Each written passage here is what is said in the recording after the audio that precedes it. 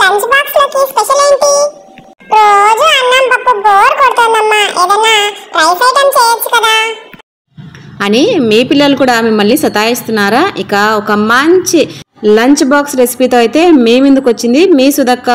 ఇక hello my dear family, అందరూ బాగున్నారా?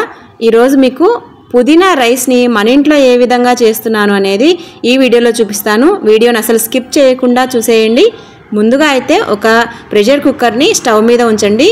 తర్వాత అందులోకి కొద్దిగా నూనెను యాడ్ చేయండి. అలానే ఒక టేబుల్ స్పూన్ నెయ్యిని కూడా యాడ్ చేసుకుంటే మనకు రైస్ అయితే చాలా టేస్టీగా వస్తుంది. తర్వాత నూనె కాగిన తర్వాత ఒక 5 నుంచి 6 లవంగాలను యాడ్ చేయండి. తర్వాత ఒక చిన్న చెక్క ముక్కను కూడా యాడ్ చేయండి. తర్వాత 1 టేబుల్ స్పూన్ అల్లం వెల్లుల్లి పేస్ట్ని కూడా యాడ్ చేసుకోండి. తర్వాత అవి 2 పచ్చి వాసన పోగానే సన్నగా పొడవుగా తరిగిన ఉల్లిపాయ ముక్కలను అయితే యాడ్ చేసుకొని వాటిని కొంచెం ఫ్రై చేసుకోండి. ఇలా చేసుకుంటే కొంచెం పచ్చి వాసన అది పోతుంది.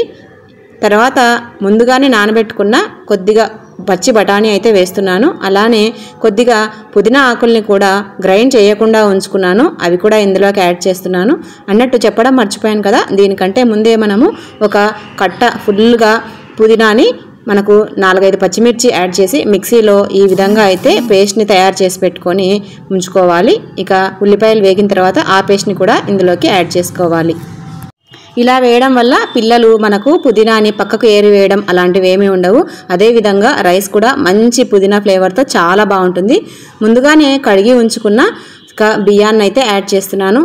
అలానే దీనికి అన్నిటికీ సరిపడినంత ఉప్పును కూడా యాడ్ చేస్తున్నాను. అన్నీ వేసిన తర్వాత ఒక్కసారి బాగా కలుపుకొని ఈ బియ్యానికి సరిపడినన్ని నీళ్లు వేసుకోండి. మావైతే కొత్త బియ్యం కాబట్టి సరిసమానంగా వేస్తున్నాను. అంటే 1 బియ్యానికి 1 గ్లాసు నీళ్లు, ఎందుకంటే నేను ముందే నానబెట్టుకున్నాను. లేదంటే 1.5 గ్లాసు నీళ్ళని అయితే యాడ్ చేసుకుంటున్నాను.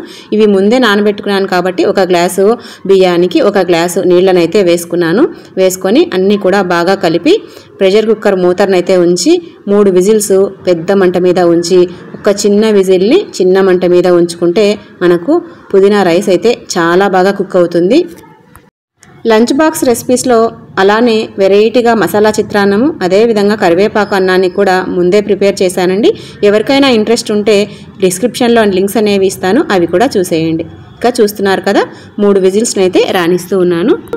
మూత ఉంచేటప్పుడు మనము క్యాప్కి కొద్దిగా ఆయిల్ని వేసుకున్నామంటే పైకి మొత్తం ప్రెషర్ అంతా పొంగిపోకుండా ఈ విధంగా అయితే వస్తుంది. ఇది ఒక చిన్న టిప్ అనుకోండి.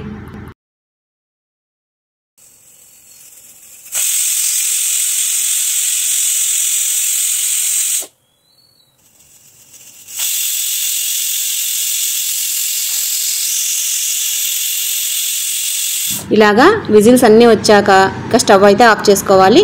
పూర్తిగా విజిల్ ఓపెన్ అయిన తర్వాతనే మనము ఇలాగా కుక్కర్ లిడ్ని అయితే ఓపెన్ చేయాలండి, లేదంటే మనకు రైస్ బాగా ఉడకదు.